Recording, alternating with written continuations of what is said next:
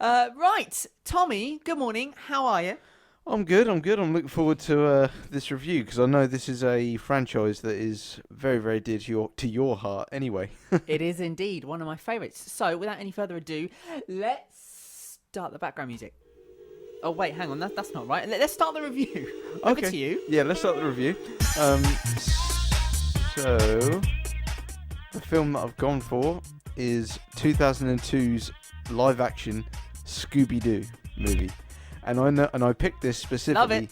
because I know that it is a favourite of yours. It is. And I really, really hope you're keeping an open mind with what I'm going to read about it as we continue. No, don't do this to me. Well, No, you can't do this to me. let's flow through it. Okay. Go on. One bit at a time, shall we? Yep. So, this film was forged in the turn of the millennium era when NSYNC were at their height. Crude teen comedies were all the rage, and television was dominated by the likes of Friends and Buffy the Vampire Slayer. Good shows. Yep. Buffy is my favourite show.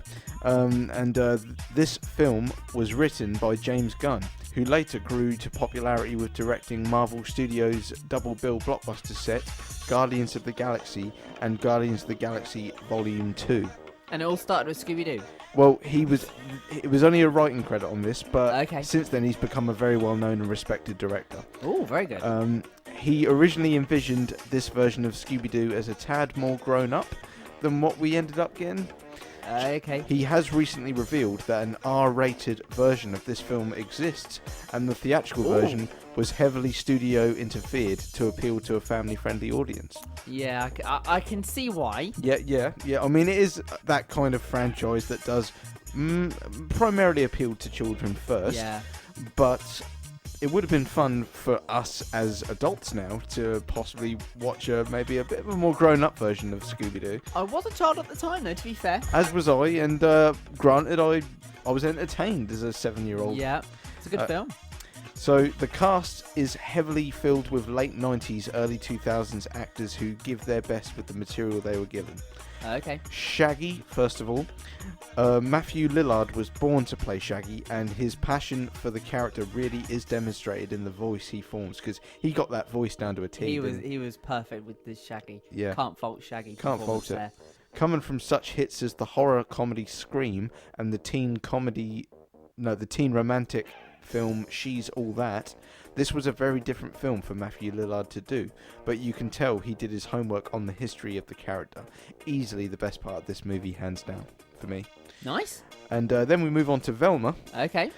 Linda Cardellini rose to stardom through her appearance as a regular on the US television series Freaks and Geeks, which I haven't seen. I haven't seen, no. Being cast as Velma was a tad odd, considering she is a stunning woman in real life, and they did the whole let's put an overly attractive woman in glasses and she's suddenly a geek motif, which kind of has been done to death in cinema, I find. Okay. Especially, it's a Hollywood cliche at this point, I think. Right, okay. But her Velma voice was accurate Yeah. for an interpretation. I thought she, like Matthew Lillard, did well to impersonate the voice. Very good. And then moving on to the somewhat leader of the group, Fred. Yep. Freddie Prinze Jr. is quite famous due to his father being an actor, but also because of his participation in the teen romantic film She's All That, alongside Matthew Lillard, who played Shaggy. They were in a film. They were in a film together before Scooby-Doo. That's good. He was also in the slasher horror I Know What You Did Last Summer. I don't know if you've heard of that. I've heard of it. Yeah. I've never seen it, but I've heard of it. Yeah. It might not be your cup of tea, to be fair, but Fair enough. It's good that you've heard of it. Being a very humble and down-to-earth guy in reality, trust me, I've seen him in interviews. He's a very down-to-earth chap. That's good. But he obviously it must have been fun for him to become this self-centered wannabe alpha of the group. Because that is what Fred is, isn't it? Yeah. That's Fred's character. He envisions himself as. He's very vain, isn't he? He's a very vain character. Yeah. So that must have been a lot of fun for Freddie Prinze Jr. to play. But sometimes his dialogue can be a tad corny, I think. Yeah. And then we move on to Daphne. Okay. In the classic cartoons, at least for me anyway, growing up, Yeah. I always envisioned Daphne as the girl next door type, the girl of your dreams kind of woman, but also had a touch of unrealised strength, which was never explored. Yep. So the studio cast Buffy the Vampire Slayer herself, Sarah Michelle Gellar, as she brings beauty and strength to the role, and you can sense the natural chemistry between herself and Freddie Prinze Jr. because they're married in real life. Are they really? They are, yeah. I didn't know that. Yeah. And very uncommon for celebrity couples. They've been together and stayed together for the last 20 years. Wow. So they've really kind of broke the mold in regards to celebrity relationships, because you always hear about the odd celebrity breakup here and there, don't you? But yeah, you do. Yeah. this is one that they've actually, and they've tried to stay out of the limelight a bit as well for the past decade or so a bit. So they want to make a family first. So yeah, that's a good move. Respect for them for that. Yeah. Other than the pros and cons that the main 4 cast members bring, this film is rather lifeless in its execution for me. Oh no. Mr. Bean's Rowan Atkinson, he feels miscast as the owner of Spooky Island for me.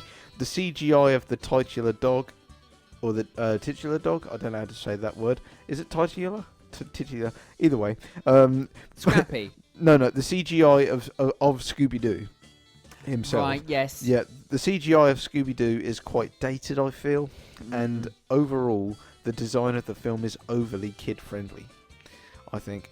I would have preferred the film to have gone a bit more PG-13 and make a few more jokes that would appeal to the parents taking their kids to watch the Scooby-Doo film.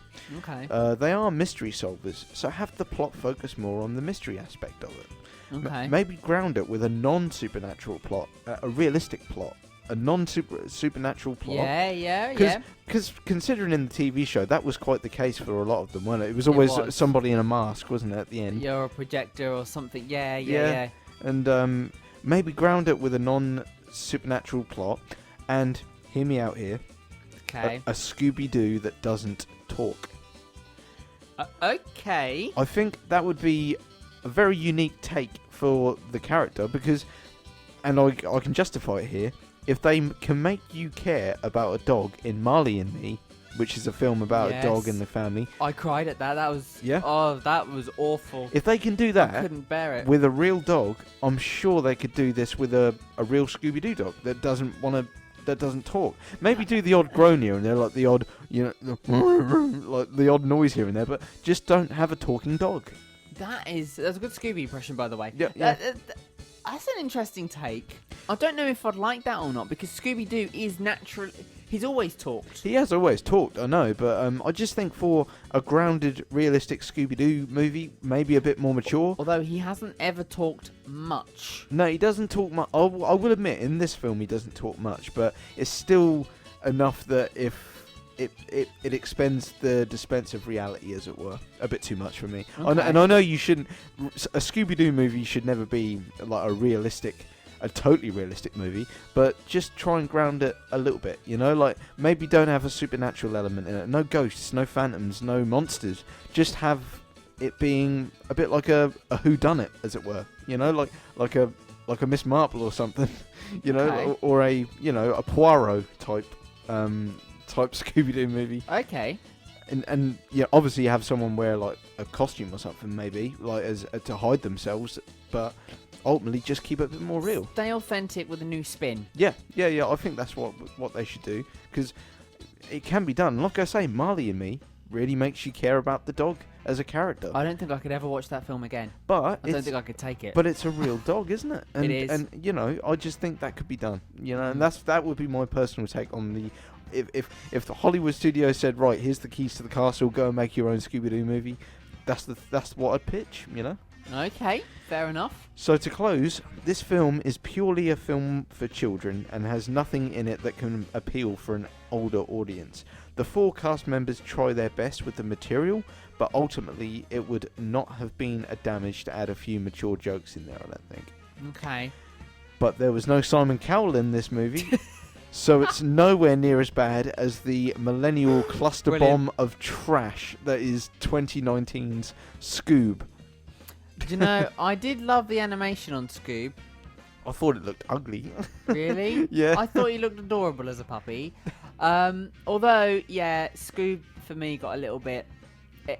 even more far-fetched and for the families than that one. Although it was aimed at a slightly older audience, there were adult jokes in it, and there were a lot of older characters that kids today just wouldn't know who they are.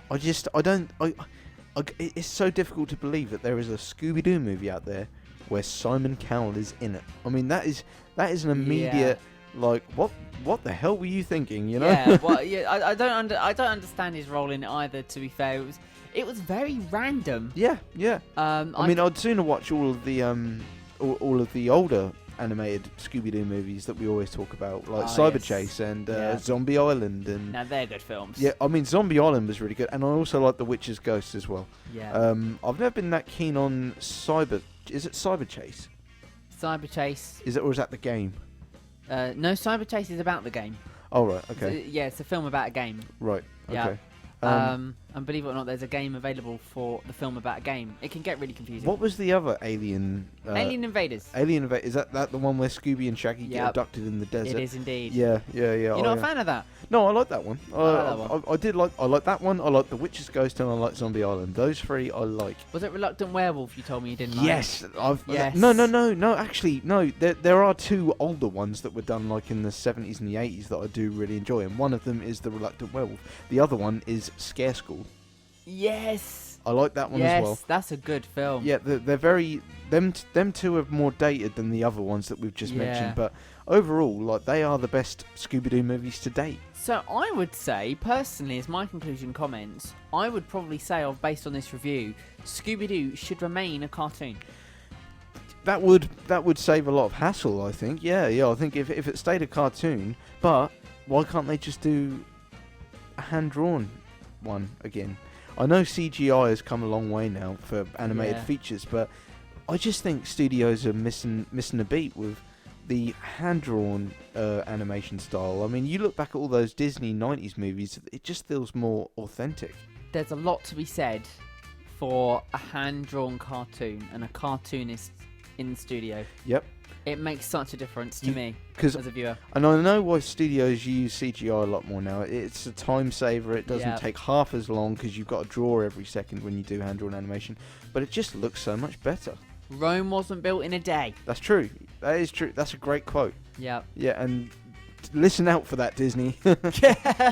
Well, oh, and also, one last thing I forgot to mention about the Scooby-Doo movie, the live-action Scooby-Doo movie that we talked about, is my star rating. I forgot to mention that. Oh, give us your star rating, Scooby-Doo. So Scooby-Doo 2002, I give it 2 stars out of 5. So it's a bit harsh, I know, and I'm sure you'd probably give it higher than 5. I would, bearing in mind I gave 2 to Space Jam last week. You did. We won't mention that film again. So what would you give Scooby-Doo 2002 out of 5?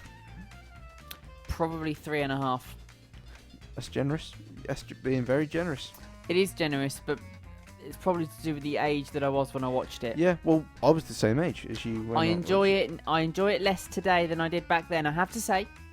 But the film you haven't watched yet is the sequel to that film. I think you'd prefer that a bit better. I've heard it's trash. Really? Yeah, I've read all the reviews on it, and they've basically summed it up as saying the first movie is enjoyable trash. The second movie apparently is just trash. That's what I've heard. No, I disagree with that. There are some jokes in number 2 that you'd appreciate, and I'm going to leave it at that. Okay. Well, one thing is we need to realise what we're going to talk about for next week as well, don't we? I leave that with you, my expert friends. No worries, and I'll keep you updated. It's October, Halloween time. Meanwhile, Tommy, in the news on the screens, obviously we just mentioned Disney a few moments ago. Yes. Are you actually aware that after 25 years on the air, Disney Channel closed Wednesday night this week? I did not hear about that, actually. No. I mean, it doesn't really affect me because, as you well know, growing up, all I watched was Cartoon Network. Yeah. All I watched was the Cartoon Network shows.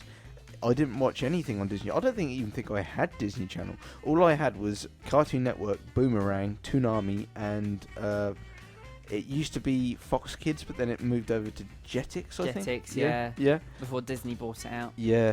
Oh, did they? Did they buy it out? Disney XD. You would have had Nickelodeon as well. But, Oh yes, I did have Nickelodeon. Yeah, that was another one that I had, Yeah. and there were some good shows on there as well. But Yeah, I'll try and figure out what I can review for next week for you. Well, thank you, Tommy. We'll stick around. We've got the answer to the 7:30 brain hurty at the moment. Joy. He loves it, really, guys. Well, thank you, Tommy. And for those of you, because I keep forgetting to mention this, for those of you who are not aware, if you missed the review, maybe you want to hear it again, or even just follow us a little bit more, hear them back, whatever you want to do, you can do that on our YouTube channel. Just search Felixstowe Breakfast in YouTube, and you will find us in there as well, won't you, Tommy? Oh yes, indeed. Yes. See, Tommy just what he does is he spends his weekends. He just goes in the living room TV, don't you, Tommy? Yep. Put it on the TV, and you force the family through all your reviews. I do. Yep. Yeah. And they love them. I'm glad I'm not in that household. Right then, guys, the answer to the 7:30 brain hurty on the way next. So keep it Felixstowe Radio.